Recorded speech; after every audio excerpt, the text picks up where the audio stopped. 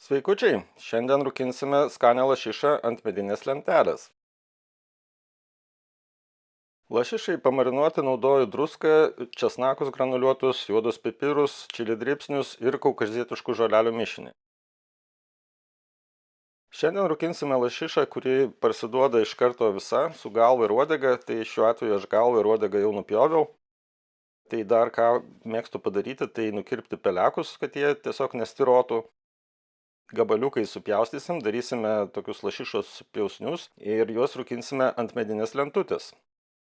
Tokia lašiša yra daug sultingesnė, daug skanesnė negu būtų lašišos filė dažniausiai, jeigu tik tai jinai yra geros kokybės ir neturi kažkokio papildomo blogo kvapo.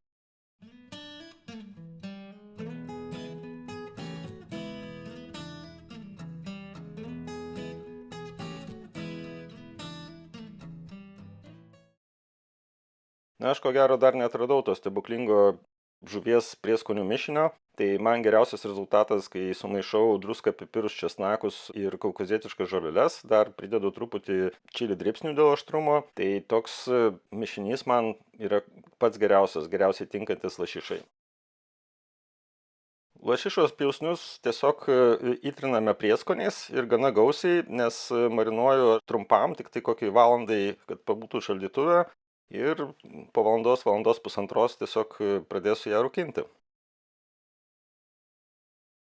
Na, kaip visada, dėsiu kažkokį nulašėjimo indą, bet šį kartą labiau dėl šilumos izoliacijos, kad mediena tiesiog per daug nekaistų ir naudosiu medinę lentelę rūkimui. Kūriam kamado, iš esmės truputį leidžiam jam pašilti, nes lauke šalta. Kai kamado temperatūra pasiekia maždaug 100 laipsnių Celsijaus, baigia anglis užsidegti ir tada galima pradėti rūkinti.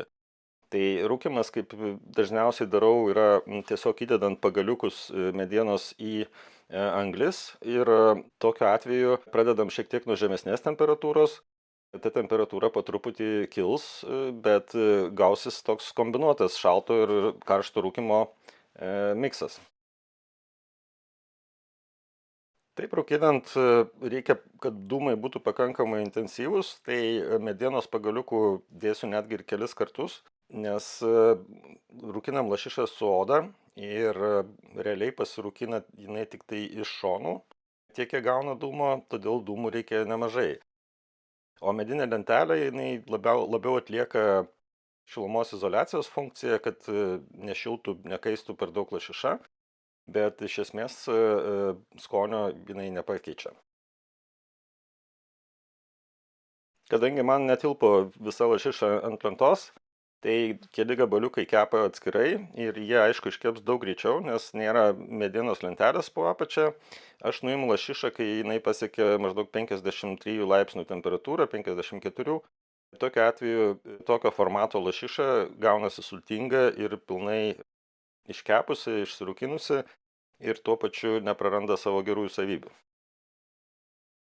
Jeigu neturit medinės lentelės, nors tinka iš esmės bet kokia lenta, kuri yra švari, tai galima rūkinti tokią taip supjaustytą lašišą ir tiesiog ant grotelių, tik tai reikėtų tada dėti porą deflektorių, kad kuo mažiau karščio gautų jinai iš apačios.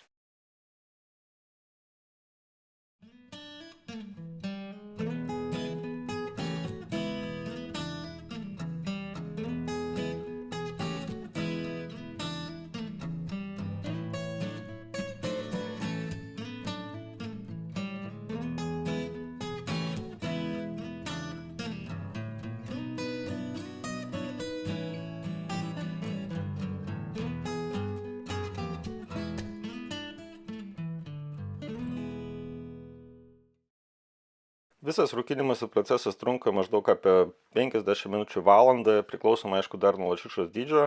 Aš nuolat matuoju temperatūrą, nes nenoriu jos perkepti, tai kai tik tai jinai pasiekia 53-54 laipsnius Celsijaus, iš esmės viskas lašiša yra jau išsirūkinusi.